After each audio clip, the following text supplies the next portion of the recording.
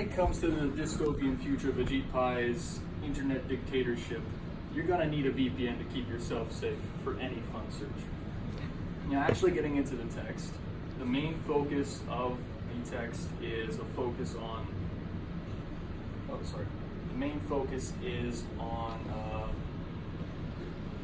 how some companies thrive and some companies fail in tumultuous environments, and the reasons for which this happens, the differences between those companies. Now, a tumultuous environment is largely understood within the text as an industry whose value is constantly shifting.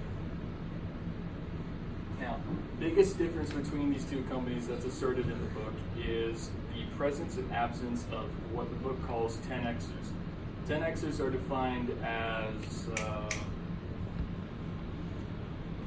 individuals and or companies who are 10 times more successful than the industry standard or average. Collins understands 10Xers as individuals and or companies that are examples of the strongest aspects of management, at least in his perception. First aspect of 10Xer, the first 10Xer trait, is productive paranoia. A good example of productive paranoia can be found in Bill Gates. He advocates allowing fear to an extent to dictate your actions, and in his office he apparently keeps photographs of once successful entrepreneurs that are now fallen in order to continually remind himself of failure being constantly around the corner. Productive paranoia productive paranoia means that 10Xers are constantly creating new contingency plans. They're hyper paranoid, for lack of a better term.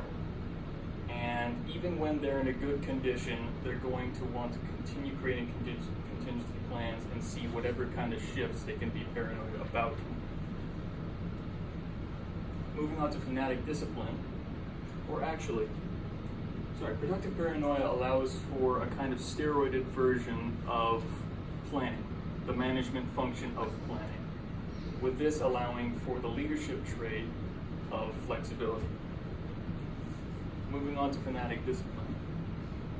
10Xers are described as being overzealous when it comes to their work, even passing through social boundaries, bureaucratic rules, leadership hierarchies, completely disregarding those, being a transactional leader in the sense that they place a lot of value on organizing and completing tasks. They also really inject like a whole boatload of steroids into the drive aspect of leadership, as well as the integrity trait of leadership. Now, third 10Xer trait is empirical creativity.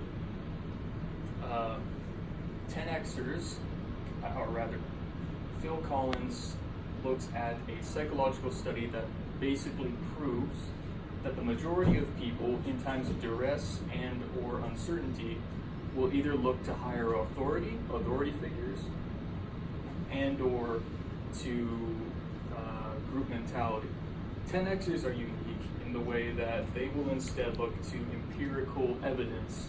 They won't fall to groupthink and or to positional power, instead looking for things like experimentation in order to figure problems out on their own and come to create a creative solution.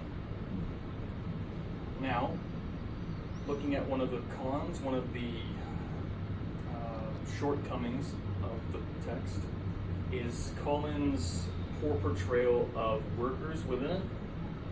In a lot of places, he uses blanket terms to refer to workers. He never refers to them, never acknowledges their value and or their complexity as mechanisms of the company's function, instead referring to them as inputs and or resources. In this way, he misses out on, never touches on tactics of hiring employees, organizational structures, managing employees, allowing for employee improvement, MBO. There's a whole ton he misses out on there, as well as in the sphere of ethics. He shows a complete disregard for ethics, not mentioning them once within the text as far as I've seen. There's even a good example I have here of him almost advocating the disregard of ethics in one's own operation of their business. So there was a exploration team to the South Pole a long time ago. The leader of this exploration team, which he basically classifies as a 10Xer, had planned to feed the weaker sled dogs to the stronger sled dogs in the event that such a thing was necessary. And there is never in any extent Collins nor said leader ever goes into any detail on the ethical implications of this or the mental effects this would have on his followers and or the other dogs to whom the weaker dogs were being fed. This is also a good indication of Collins' view on workers as inputs, once again. And one of the reasons I wouldn't suggest this to especially business students is the poor implications that this could have for one's function as a manager. This is a good example of what complete disregard for ethics and or the value of one's workers can have. For those of you who've watched Endgame, I'm not going to spoil it. I don't know. Okay. Now, not exactly a drawback, but more of just a trait of the text is a focus on contingency planning. So, I'm forgetting what it's called. The U.S. whatever is made an example out of when Collins is explaining the value of contingency planning, mainly its amendment mechanism. So much like contingency planning, Collins explains, the amendment mechanism allows for the Constitution to not ever be obsolete in being too flexible, but at the same time being just flexible enough in the right circumstances to allow for change, not be a complete barrier to change.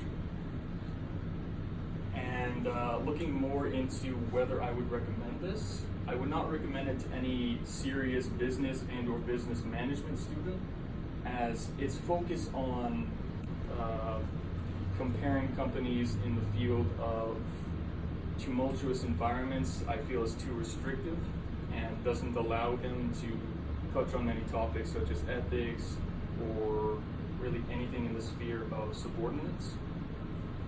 But I would suggest it often as a casual read. At least part of it is fun to read. I like the examples that he uses, such as the forced dog cannibalism and the amendment. One small gripe I have with it is you'll often run into very large words around the size of the word for the fear of large words, which in a cruel twist is itself very long. I think that this will mark the end of my presentation. Thank you very much for listening. Then go back to your first slide.